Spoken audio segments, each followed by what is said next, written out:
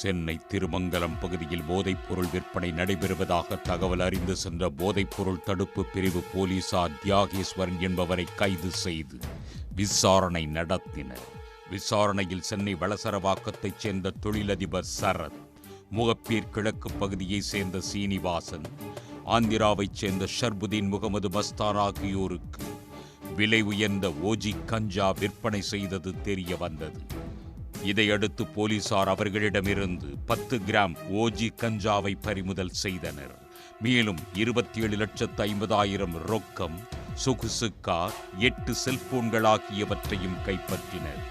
கைதான 3 பேரும் வெவ்வேறு நபர்களுக்கு ஓஜி கஞ்சா விற்பனை செய்து வந்தது தெரிய வந்தது.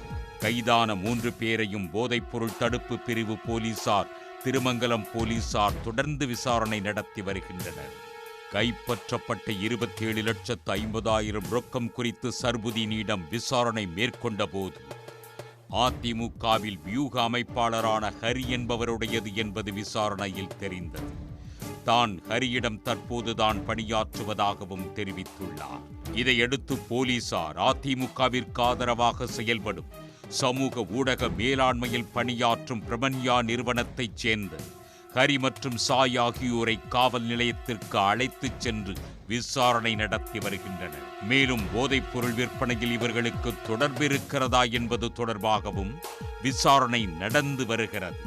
இந்த தகவல் அறிந்த அதிமுகவினர் காவல் நிலையத்தில் கூடியதால் பரபரப்பு ஏற்பட்டது.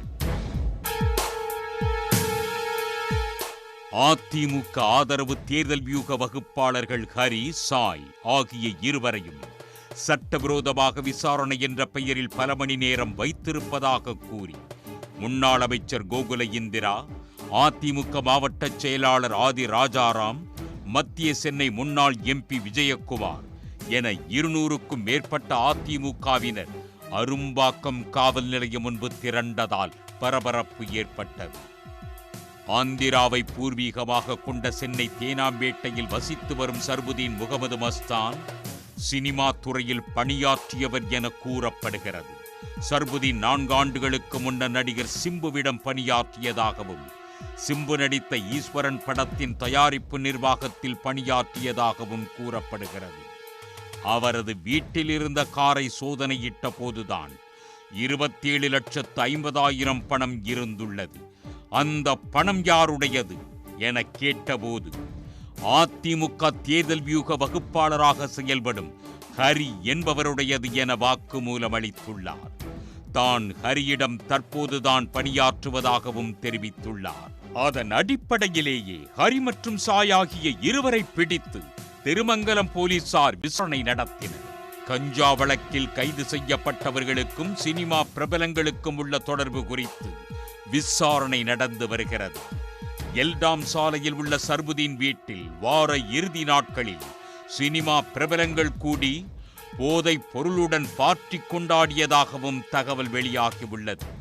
இதனால் போதைப் பொருள் கும்பலுடன் தொடர்புடைய சினிமா பிரபலங்கள் குறித்து போலீசார் தீவிர விசாரணை மேற்கொண்டு வருகின்றனர். இதனிடையே அதிமுக தேர்தல் வியூக வகுப்பாளர்கள் என கூறப்படும் ஹரிஷ் மற்றும் சாய் இருவரும் 14 மணி நேர விசாரணைக்கு பின் விடுவிக்கப்பட்டனர். உடனுக்குடன் செய்திகளை தெரிந்து கொள்ள சன் நியூஸ் பெல் ஐகானை கிளிக் பண்ணுங்க.